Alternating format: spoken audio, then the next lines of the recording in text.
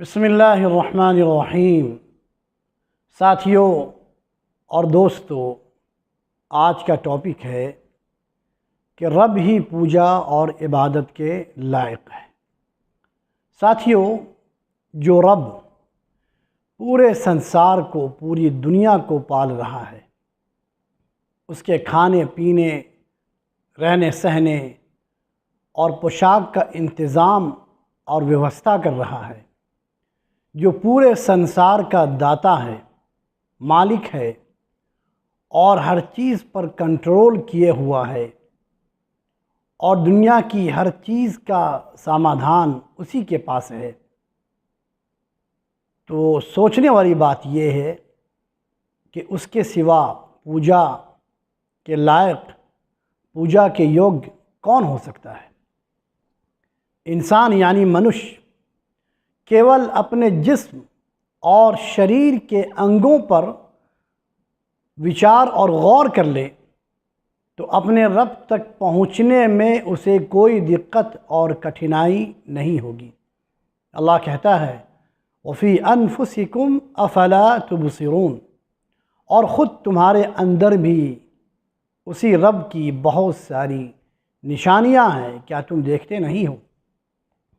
ساتھیوں، اپنے شریر کے انگوں کو دیکھو، اس کے حصوں کو دیکھو، اپنے چہرے کو دیکھو، اپنے ہاتھ پاؤں کی انگلیوں، جوڑوں اور ان کے پوروں کو دیکھو، آنکھ، کان، ناک، زبان، دل اور منہ کو دیکھو، پیشاب اور پیخانے کے راستے کو دیکھو، اپنے رنگوں اور چہرے کی بناوٹ کو دیکھو۔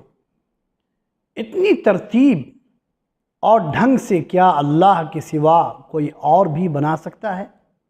ہرگز نہیں۔ اور پھر کیوں اللہ نے اتنی ترتیب اور ڈھنگ سے ہمیں پیدا کیا؟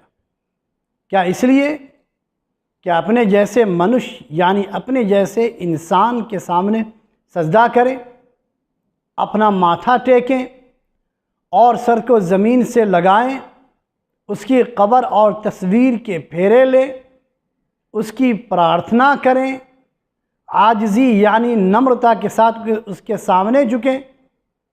نہیں میرے بھائی، اللہ نے ہمیں اس کام کے لیے نہیں بنایا ہے۔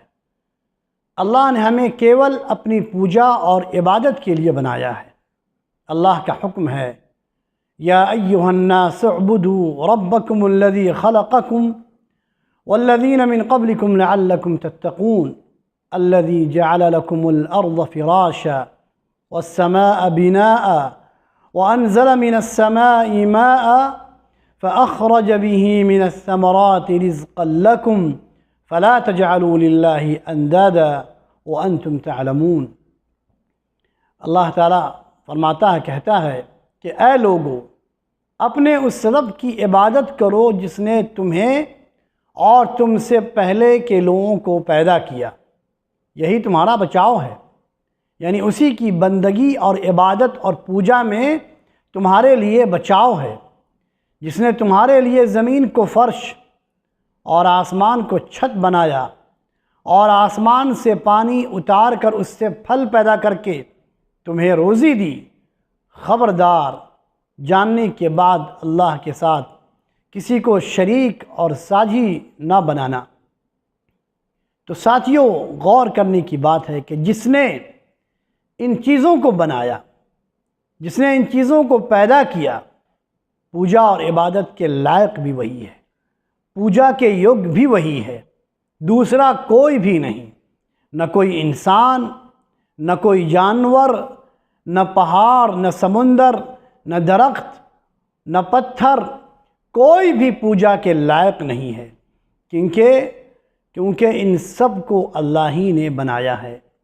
اس لیے اے انسان، اپنے بنانے والے کو مان لے، اسی کی پوجا کر، اسی کے سامنے اپنے سر کو جھکا، اسی سے مانگ، وہی سب کچھ دیتا ہے۔ میرے ساتھیوں، ان باتوں پر وچار کریں۔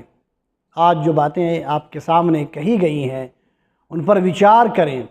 اللہ ہمیں سیدھا راستہ دکھائے۔ والسلام علیکم ورحمۃ اللہ وبرکاتہ۔